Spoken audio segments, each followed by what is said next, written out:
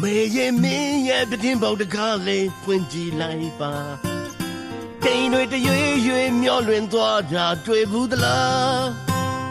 ကိုဟာကောင်းငိုင်းဆိုင်နဲ့လမ်းလျှောက်တတ်တဲ့မိုးတိမ်ကလေးတိမ်လိုလူတယောက်ရှိခဲ့ပါတယ်ကိုဗာစကီနဲ့အခန်းချင်းကက်ရက်မှာမွတ်စလင်မိသားစုတစုနေရဲ့အိမ်တော်ဦးစီးနာမည်ကမာဘူးလို့ခေါ်တယ်သူ့မိန်းမဆလီမာရဲ့ပြီးတော့သူ့အမေရဲ့ပြီးတော့မာဘူးရဲ့သားသမီး၄ယောက်ရရှိရဲ့သား2ယောက်သမီး2ယောက်သား1ယောက်သမီး3ယောက်အတူတူစုပြီးနေကြတာမိန်းမလုပ်တဲ့သူကဗိုက်ကြီးတဲ့ဆိုတော့ဒီဒဲလီမှာစုပေါင်းလူ9ယောက်ခွဲစုပြုံပြီးနေကြရလို့ပြောလို့ရတယ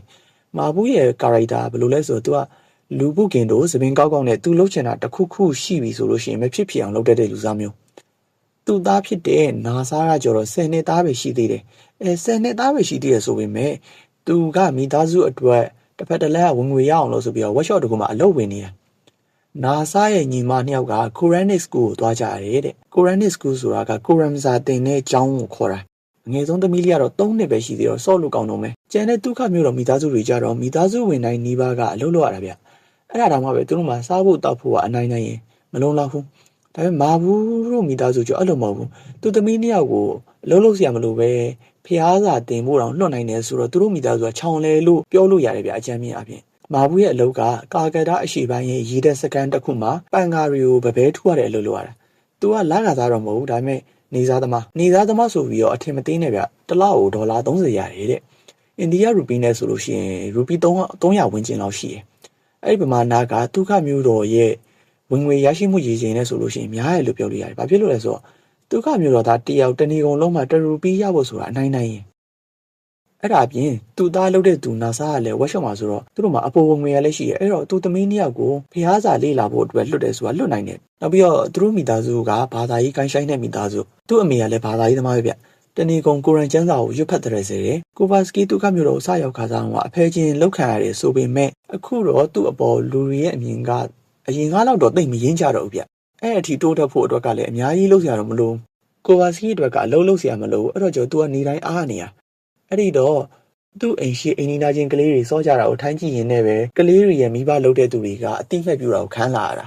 လုံးလုံးကြီးဖလဲတကင်းမဖြစ်ကြဘူးဆိုရင်ပဲဒီအတိုင်းတာတော်တော်လေးအဆင်ပြေရလို့ပြောလို့ရတယ်ဗျတခါသားကြတော့သူတို့တွေအချင်းချင်းခင်မင်ရင်းနှီးသွားမဲ့ဒရာမာဆန်ဆန်အဖြစ်ပြက်တကူဖြစ်ခဲ့တယ်ဗျအဲ့ဒီတုန်းကအိန္ဒိယလွတ်တော်မှာဥပဒေပြဋ္ဌာန်းတာရှိတယ်။ဘာရင်နေစားလို့သမားတွေကိုလာ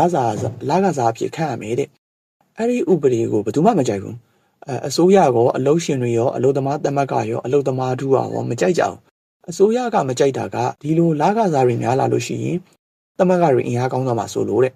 ။ဝန်ထမ်းခံထားတဲ့အလုပ်ရှင်တွေကြတော့ဘာဖြစ်လို့မကြိုက်လဲဆိုတော့နေစားသမားတွေကပိုပြီးခိုင်းလို့ကောင်းလို့ဒါရှင်းလေးပဲ။အဲ့အပြင်နောက်တစ်ချက်ရှိသေးတယ်။အိန္ဒိယမှာကနောက်ထပ် delay တစ်ခုရှိသေးတယ်အဲ့ဒါကဘာလဲဆိုတော့အဖေလှုပ်တဲ့သူကလာကစားအလုံးနဲ့အနားယူသွားပဲဆိုလို့ရှိရင်အကြီးဆုံးသားကထုံနှန်းစင်လာရအဲ့ဒီနေရာကိုစက်ခံပိုင်ခွင့်ရှိတယ်အဲ့တော့အလုတ်ရှင်ဘက်ကအစင်ပြေပြေမပြေပြေခံရတော့မယ်လုပ်ငန်းကျွမ်းမကျွမ်းသူတို့အလုပ်မှာခံရတော့မှာအဲ့ဒါကြောင့်မလို့အလုတ်ရှင်ဘက်ကဒီဥပဒေကိုမကြိုက်ဘူးအလုတ်သမားသမက်ကဘက်ကကြည့်မယ်ဆိုပြန်ရင်လည်းဒီဥပဒေက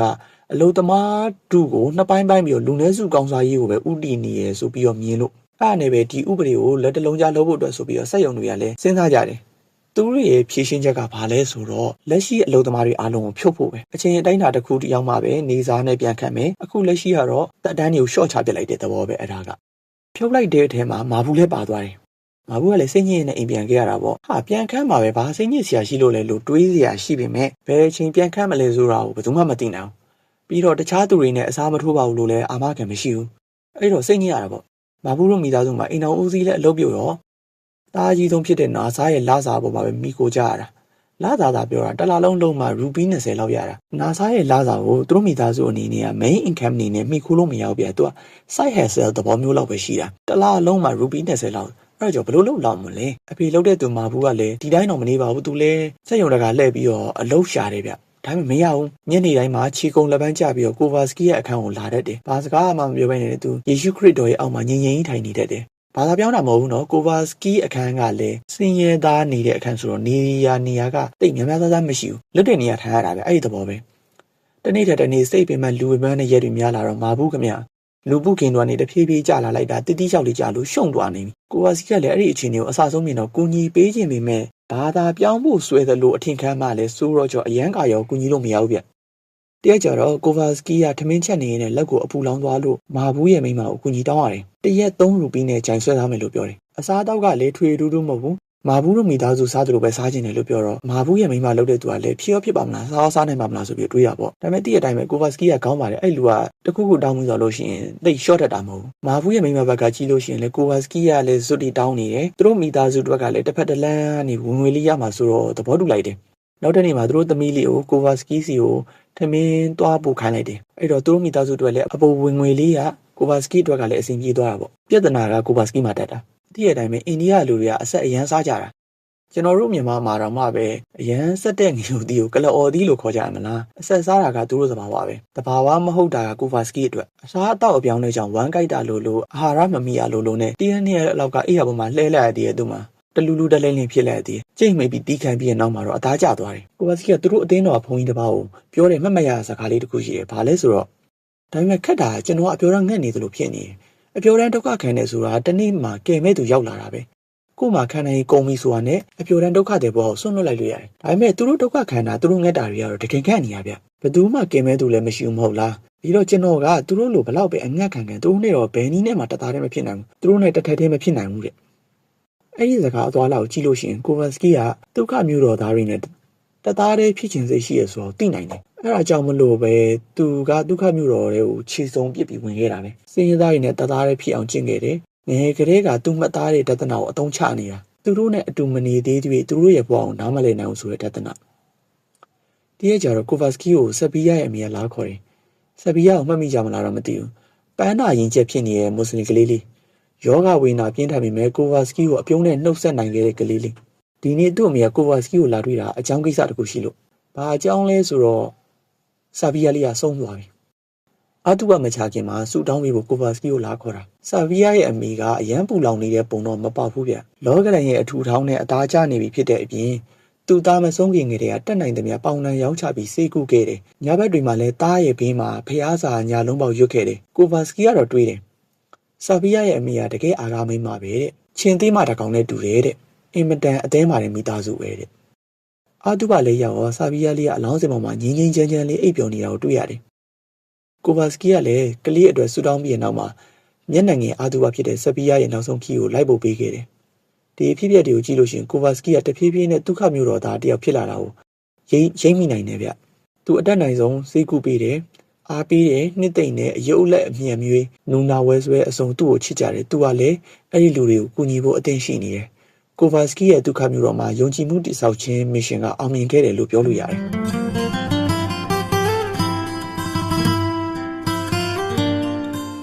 ဟာစရီပါကသူ့ရှိမှရှိနေတဲ့ဂါနရှာနမင်းအလားထင်ရတဲ့လန်ချားကိုတေချာစိုက်ကြည့်နေရဗျဂါနရှာနမင်းဆိုတာစင်ကောင်းတဲ့နမင်းမြင်မှုကြမယ်ထင်တယ်သူ့မှာနှာမောင်းပါတယ်အစွဲပါတယ်ပြီးတော့လက်လေးဘက်ပါတယ်စင်ပုံနဲ့တူတယ်ဗျ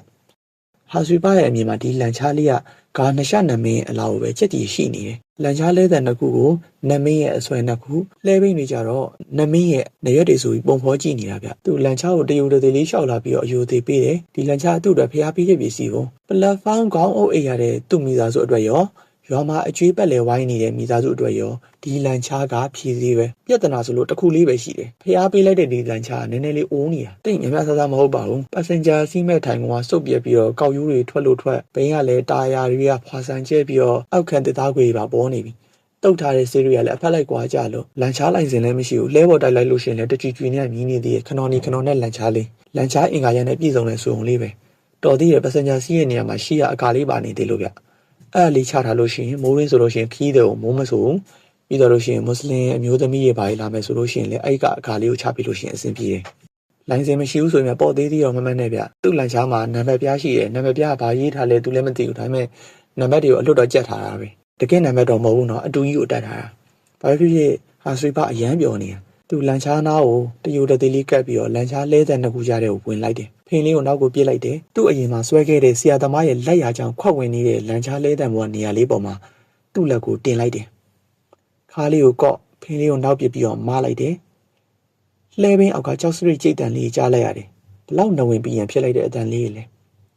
ရွာမောင်ထုံးတောင်ကိုကြားလိုက်ရတဲ့အတိုင်းပဲအားကိုရှိသွားပဲတဲ့ဖျားတရားဂုံကျေးဇူးများဘလောက်တောင်ကြည့်လိုက်လေသူ့ပေါ်တာရာမာရှန်ဒရာရဲ့အကူကြီးလည်းပါတာပေါ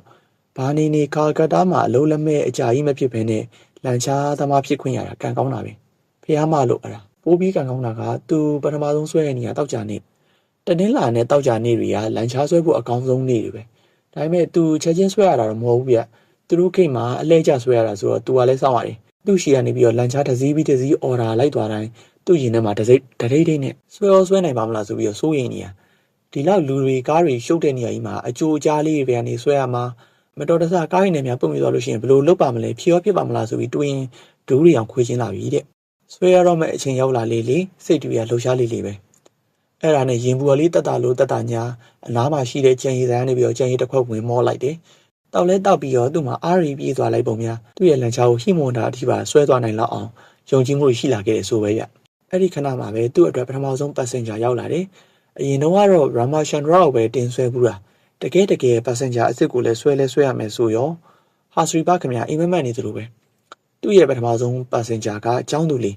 ကျောင်းကနေအိမ်ပြန်လိုက်ပို့ရမှာအိမ်လိပ်စာလည်းမသိတော့ကောင်မလေးကလန်ချားပွားနေပြီးတော့ဘယ်ချိုညာကိုအဲ့လိုလမ်းညွှန်ရတာခုနကပြောပြီးသားကိုထပ်ပြောရမယ်ဆိုလို့ရှိရင်ကာကာတာမှာလန်ချားဆွဲရတယ်ဆိုတာအရင်အငြိမ်များတယ်ဗျ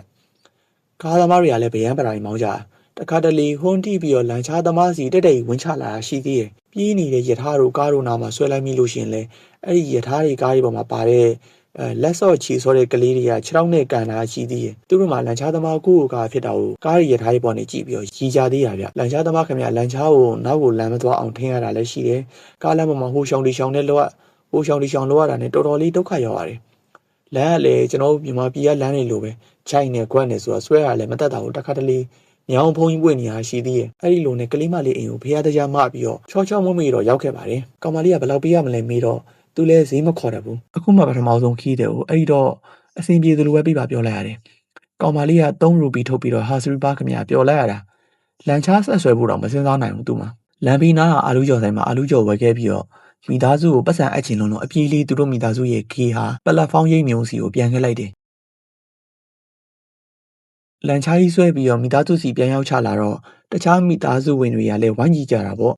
့မြန်မာကားရဲ့မင်းသားမင်းသမီးတွေစင်းနေတာရက်ွက်တဲ့ကိုပရာဒိုမောင်းချလာတဲ့စင်းကိုမြင်အောင်ကြည့်လိုက်ဗျာအဲ့ဒီတိုင်းပဲလူတွေဝိုင်းအောင်ကြည့်ရပေါ့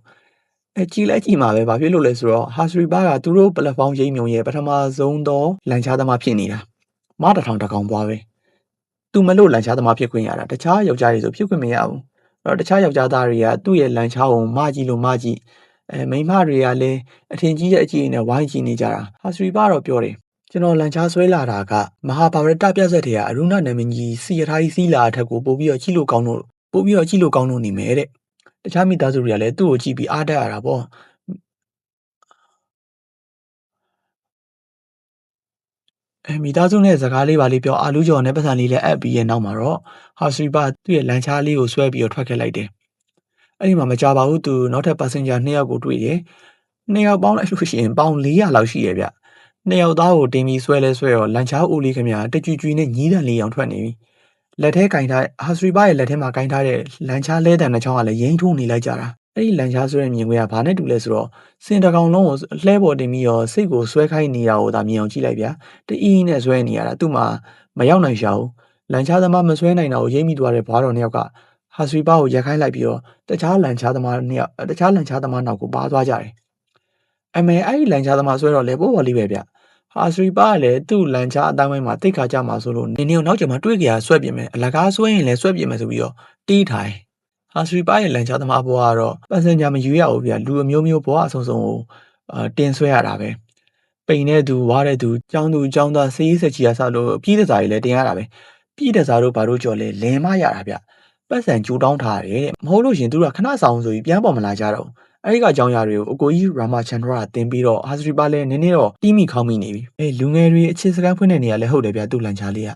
သူ့လန်ချားမှာမဟုတ်ပါဘူးဘသူ့လန်ချားနေနဲ့အခါလေးပါတော့သမီးသားတွေတွေ့လို့ကောင်းတော့ပေါ့အဲ့ဒီကြောင့်ပြောလို့ရှိရင်တရက်သားမှာဟာစရီဘာမျိုးလေကောင်ပန်းချန်သားမှာလန်ချားလေးရက်ထားတော့ရှိသေးတယ်ကောင်လေးတယောက်နဲ့ကောင်မလေးတယောက်ကသူ့ကိုအော်ဒါခေါ်တာနဲ့သူလဲလိုက်ခဲ့ရတယ်ကောင်လေးကလန်ချားပေါ်နေလှမ်းပြောတယ်ဘယ်ရောက်ဆွဲချင်တဲ့နေရာသာဆွဲနေပြတဲ့နောက်ပြီးပတ်စင်ဂျာထိုင်ကုန်ကိုတခုနဲ့ကာပြုံပြောရတယ်သူ့မှာရှိပြီးသားအကာလေးကအဲ့ဒီနေရာပါမလာဘူးအဲ့ဒါနဲ့ပဲပိုပါလာတဲ့ဒူတီလေးနဲ့ကာပေးလိုက်ရတယ် တိတ်မကြဘူးခင်ဗျာသူ့လန်ချားလေးပေါ်မှာရင်းထိုးနေကြတာဟာစရီဘာခင်ဗျာမနေ့ထိန်ပြီးတော့ဆွဲခဲ့ရတယ်တဲ့အဲ့ဒါတော့ဟာစရီဘာရဲ့လူအမျိုးမျိုးပါစင်ဂျာအစုံဆိုရဲဇလန်းပဲဗျာလန်ချားဆွဲကစားရက်တွေတော့လူကအရန်ပင်ပန်းတာအစားတောက်ကလည်းကောင်းကောင်းမစားဘူး training လည်းမရှိသေးတော့ညဘက်တွေဆိုလို့ရှိရင်လူတကိုယ်လုံးကိုင်းပြီးရိုက်ထားသလိုပဲတခါလန်ချားဆွဲနေရင်သူ့ရဲ့ကြိုးရုံးမကြီးကျိုးတော်မလာတော့အောင်မရတဲ့အဲ့ဒီအဖြစ်အပျက်တွေကိုရာမာရှန်ရာကိုပြန်ပြောပြတော့ဆရာသမားကွန်လေးတစ်မျိုးနဲ့စီးပြီးရဲ့ဗျညဘက်ဆိုလို့ရှိရင်မုံညင်းစီလေးလိမ့်ပြီးအိမ်တက်တာတဲ့တကယ်လည်းဟုတ်တယ်အဲ့လိုလေးလိမ့်ပြီးအဲ့လိုရှိရင်နောက်နေ့မှာအဟုတ်တက်တာအေးပေါ့ရာမာရှန်ရာစီးနေရကိုအကုန်သိမှာပေါ့ရာမာရှန်ရာကွန်စားတဲ့အကြောင်းလည်းပြောအောင်ပဲဗျသူကွန်ဝါးတယ်ဆိုတာကကွန်ကြိုက်လို့ဘာလို့ရတော့မဟုတ်ဘူးအကြောင်းကတက်ရှိတယ်ဘာလဲဆိုတော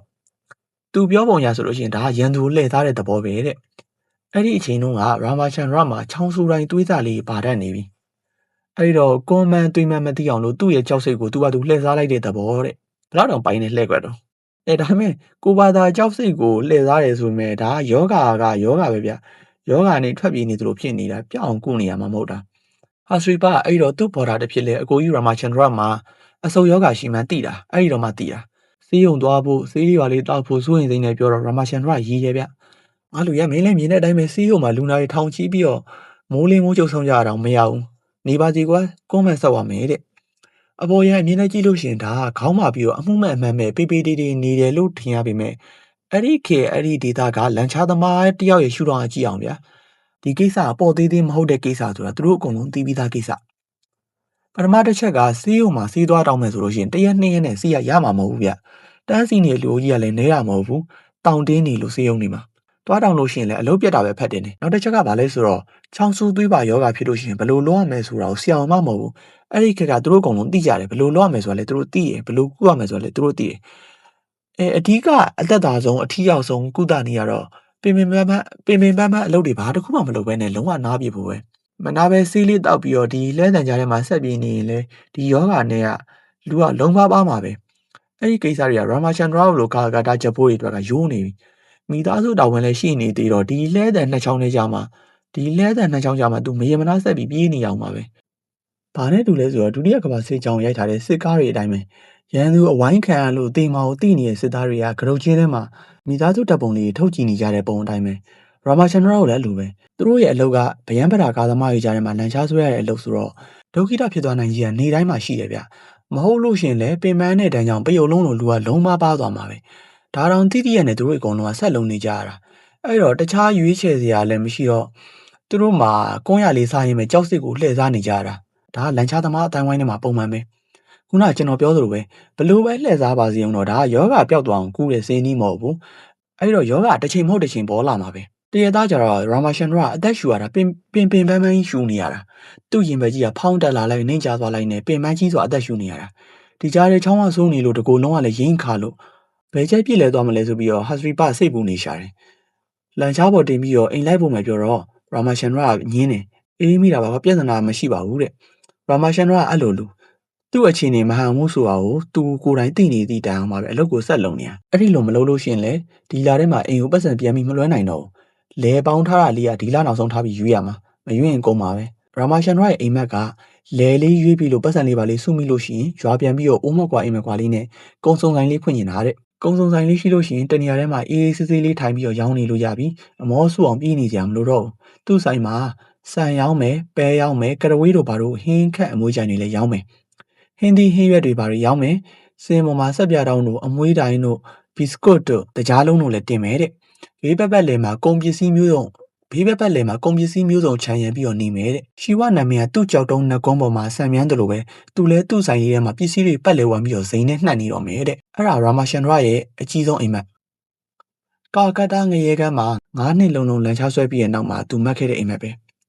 လူတယောက်က9နှစ်လုံးပင်မဆင်းရဲကြီးစွာအလုံးလုံးခဲ့ရခြင်းရဲ့ရည်ရွယ်ချက်ကရွာမှာပြန်ပြီးတော့ကုံစုံဆိုင်လေးဖွင့်ဖို့မိသားစုနဲ့မခွဲမခွာနေရဖို့တည့်ရမှာရာမာရှန်ဒရာတို့အိမ်သားလေးကကလေးလေးတယောက်ကဟာစရီပါတို့ဂိမ်းတော်အပြေးလေးရောက်ချလာတယ်။ဘာဖြစ်မလဲဆိုတော့အားလုံးကရိမ့်မိကြတယ်။တရင်ကချက်ချင်းပဲလန်ချားဂိတ်တစ်ခုလုံးပြန့်သွားတယ်။သူတို့လန်ချားသမားတွေအကုန်လုံးစေးရုံကြီးကိုလိုက်သွားကြတယ်။စေးရုံကြီးနာမှာတဲလေးထိုးပြီးအဖိချနေတာရာမာရှန်ဒရာရဲ့ဂီတာပဲ။သူ9နှစ်လုံးအိတ်လာခဲ့တဲ့တစ်သားပြားလေးပေါ်မှာလှဲလို့သူ့ကောင်းပေါ်စပင်းကဖြူးဖွေးပြီးတော့နှစ်ဖူးပေါ်မှာဝဲကြလို့ မျက်လုံးကတဝက်ပွင့်နေတယ်ပါးစပ်ကလည်းဟလို့အဲ့ဒီပါးစပ်ကတစ်ချိန်တော့အမြဲတမ်းရီမောမောနဲ့လောကဒဏ်ကိုမထီမဲ့မြင်ဟားတိုက်ခဲ့တဲ့အပြုံးတွေရှိခဲ့ဘူးတဲ့နေရသူနဲ့အတူတူနေရဲ့လက်သမားဘိုးတော်ကြီးပြောတာကအိမ်နေအသက်ထွက်သွားတာတဲ့မိခင်မှာချောင်းတွေအရန်ဆိုးတယ်တွေးလဲပါတယ်တဲ့ပြီးတော့အိပ်ပျော်သွားပြီးတဲ့နောက်မှာအသက်ထွက်သွားတာပဲတဲ့ရာမာရှန်ဒရာပျော်ပျော်နေတဲ့ပျော်စီကောင်းရှိတယ်ကိုညီတတ်တယ်ဟာတာတွေပြောတတ်တယ်သူ့အာသူပါသူ့ကိုချစ်သူခင်သူတွေနဲ့စီကားနေလို့ဘသူကတိုင်မှန်းမသိပေမဲ့အာသူပါရှူဖို့လာကြတဲ့သူတွေအကုန်လုံးလက်ဖက်ရည်တောက်လို့ရတယ်သူတို့လန်ချားသမားရဲ့အကုန်လုံးရာမာရှန်ဒရာရဲ့ပြီးမှတောက်ကြစားကြရင်စကားပြောကြတယ်သူ့မျက်နှာကတော့တီကြီးနေတယ်ကြောက်တဲ့ရွံ့တဲ့ပုံစံတစ်စက်လိမှမရှိဘူးဟာစရီဘာတို့သူ့အလောင်းကိုရေမိုးချိုးပြင်ဆင်ပေးပြီးတဲ့နောက်မှာအဝတ်ပတ်ပြီးတော့လှဲပေါ်တင်ကြတယ်သူတို့အကုန်လုံးစိတ်မကောင်းကြဘူးဘာဖြစ်လို့လဲဆိုတော့အလောင်းကိုမားလိုက်တဲ့အခါမှာပေါ့ပေါ့ကလေးပေါ့ရွှွတ်နေရပဲသူအရန်ကိုပိန်လှီးသွားခဲ့တာသူ့ကိုတိုက်စားသွားခဲ့တာလန်ချားလဲတန်တွေမဟုတ်ဘူးစင်ရဲချင်းကတိုက်စားသွားခဲ့တာသူတို့အလောင်းကိုမီးတကြိုဖို့မြစ်စိတ်ကိုထွက်လာခဲ့ကြတယ်သူ့အကူရာမာရှန်ဒရာကိုမီးတကြိုပေးခြင်းတယ်မြစ်ထဲကရေကြီးကိုခတ်ပြီးတော့အလောင်းရဲ့ပါးစပ်ထဲကိုရေစက်တွေချပေးကြတယ်ပြင်မနာမျိုးတယောက်ကသူတို့ယူလာတဲ့ဂီထောဘက်အိုတွေကနေပြီးတော့သူ့နှစ်ဖူးကိုစီရီတုပ်လင်းပြီးတော့မန်နန်တွေရွတ်ပေးတယ်ပြီးတော့အလောင်းကိုမီးတကြိုဖို့စင်ပေါ်တင်လိုက်တယ်ထင်းတွေကိုအလောင်းမြုပ်သွားအောင်တင်လိုက်ပြီးတော့ထောဘက်တွေကိုထပ်လောင်းတယ်ရာမာရှန်ဒရာအတွက်မိသားစုဆိုတာကကာကတာမှမရှိဘူးအဲဒီတော့အနည်းဆုံးဖြစ်တဲ့ဟာစရီပါကမီးထုတ်ကန်ပြီးတော့ရာမာရှန်ဒရာရဲ့ခေါင်းဘက်ကနေပြီးတော့မီးရှို့ပေးလိုက်တယ်ဟာစရီပါရဲ့ရင်ထဲမှာပြည့်ကျက်လာပြီမျက်ရည်တွေလည်းစီးကျလာတယ်စိတ်ရောလူရောအရန်တန်မာခဲ့တဲ့သူ့အကိုကြီးရဲ့ခန္ဓာကိုယ်ကတစ်လုံးတွေကြားထဲမှာလောင်ကျွမ်းနေတာကိုကြည့်ရင်လည်းသူ့ကောင်းထဲမှာအတိတ်ကအဖြစ်အပျက်တွေတရေရိပ်ပြန်ပေါ်လာတယ်သူတို့စတွေ့ကြတော့ပုံတွေပန်းကျင်နာဘုံဆိုင်မှာတောက်ကြစားကြပြောင်းကြနောက်ကြခဲ့တာတွေဖျက်ရိုက်ခဲ့ကြတာတွေသူ့အတွက်လန်ချားမန်နေဂျာကိုခက်ခါရရပြောပြခဲ့တာတွေအကုန်လုံးပဲသူ့ကိုစိတ်ခွန်အားပေးခဲ့တာတွေလည်းအကုန်လုံးပြန်ပေါ်လာခဲ့တယ်အကုန်လုံးပဲဒီလူမဆန်တဲ့မျိုးတော်ကြီးမှာရာမာရှန်ဒရာကသူ့အကိုသူ့အဖေသူ့တငယ်ချင်းသူအားကိုးရတဲ့သူနဲ့အတူတိုက်ပွဲဝင်ခဲ့တဲ့သူ့ရဲ့ကပတိန်အခုတော့ကပတိန်တိုက်ပွဲကျသွားပြီရွာကိုပြန်ပြီးတော့အိမ်ဆိုင်လေးဖွင့်မယ်ဆိုတဲ့ရည်ရွယ်ချက်ကဘယ်တော့မှဖြစ်မလာတော့ဘူးသူ့မိမကသူ့သားလေးကိုဂရိတ်ခွင်ပြီးတော့နှုတ်ဆက်နေတဲ့နတ်သမီးပုံမျိုးဘယ်တော့မှပြန်ပြီးအသက်မသွင်းနိုင်တော့လောကဒဏ်ကိုစောက်ပြင်းမဆိုင်ဘဲနဲ့ခက်ရွရွနေခဲ့တဲ့ရာမာရှန်ဒရာဟာစရီပါအတွက်ဆန့်ပြပဲအဲ့ဒီနေ့ညကဟာစရီပါတို့အမူးတောက်ပြီးတော့ပဲနီလေးဟင်းနဲ့အဝါစားခဲ့ကြတယ်စင်ရသားတယောက်ရဲ့တတိယအတုပါပဲ